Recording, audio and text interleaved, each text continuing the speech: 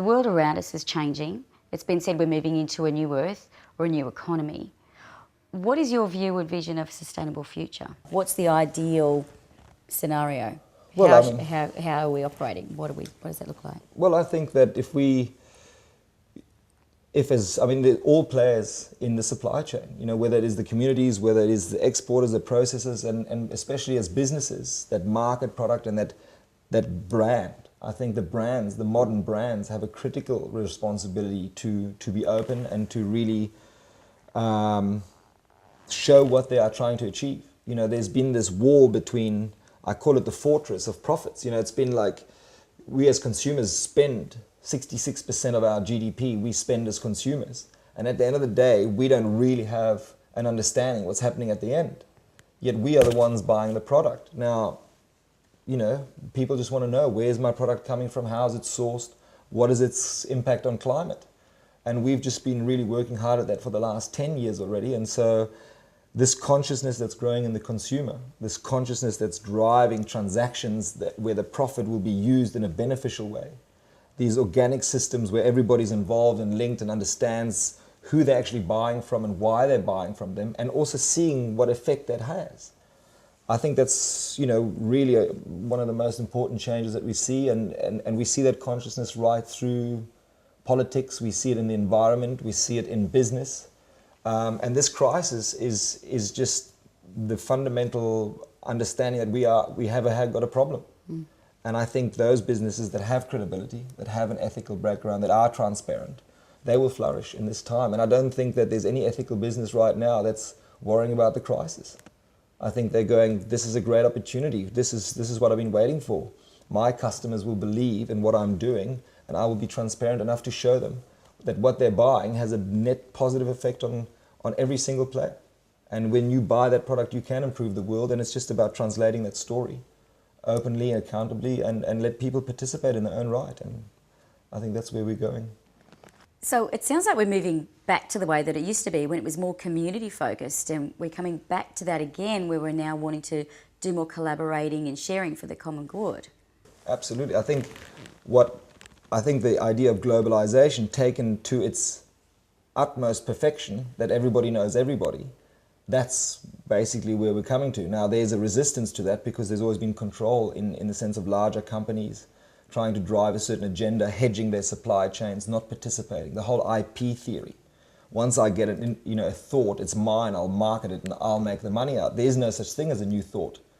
All that information's in the ether, and just because you plucked it out today and decided to put it in a brand, you control it. I mean, that's just something that is just not part of that world we're going to. I don't think so. I think that's really, we're breaking these fortresses and we're driving the issues that everybody wants to be. And as long as we link it to the customer, who's really at the end of the day the decision maker, I just see it's at a wonderful time, a wonderful opportunity to just present products that people believe are ethical, and it's that we can change the world with them. Now, you talk about the rising sea levels in the South Pacific. What impact is the work that you're doing having on helping that and also alleviating the poverty in the region? I mean, it's a long process. It's not something that changes overnight, but at the same time, I'm amazed at how quickly we see change. I think the most important part there is to empower communities with knowledge, for them to really understand the true value of their asset. So because the market is dominated, the information that's coming to the communities who are the resource owners. I mean, Papua New Guinea, 97% of landowners are communities, yet they are still poor. In Samoa, I've just come back from Samoa, 82% of all assets belong to the communities, yet they don't, they struggle to survive when they leave the village. At the village level, they are subsistent growers and very organic and very structured in their community. But when they leave that, there's no real forward movement for them, to educate their kids and everything, because that costs that extra money that they never got. So they're in this residual poverty, And from my point of view is if we can bring together an organic system, it's what I call the organic economy, where they understand the value and want to maintain that value, and not just do timber or oil palm, but work together in a very sustainable land use management policy and understand the value, then they will drive that in a long-term and very cultural way they've always done. but then they're not getting that real price information. So from us, the first thing is to really empower them with knowledge of the market and prices and value. And then they will maintain their forest because they understand the value, especially now with this whole idea of climate change and payment for environmental services and the old rainforests being able to sequester carbon, and that can be translated into carbon credits. Forests have become more valuable. So that forests are a critical part of our Pacific culture, and we have been logging up to 250% in unsustainable levels in the Pacific. Now we're trying to slow that down. We're part of that movement, but we're really working on the ground to educate communities to understand what the value of their assets are and manage them better and get a better price for them and understand what the process is.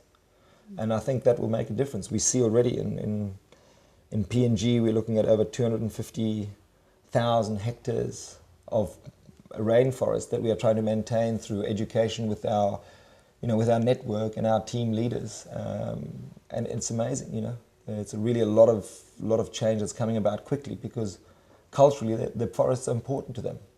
But financially, they've never really got a good deal, so they've just thought what they're getting is good, but now they're realizing the difference. And that's just stopping deforestation. And the trading's bringing in money, so that allows them to be more educated, slow that process down for them and not make rash decisions, so they have time to really contemplate forward-thinking policies about managing their resources, and it's working. So you've also got a range of branded fair trade organic products called Nui. And what does that mean? Does that mean born pure? In Polynesian, Nui means abundance or large or great. And our tagline for that was always been born pure. That's what we wanted to be as a traditional product range.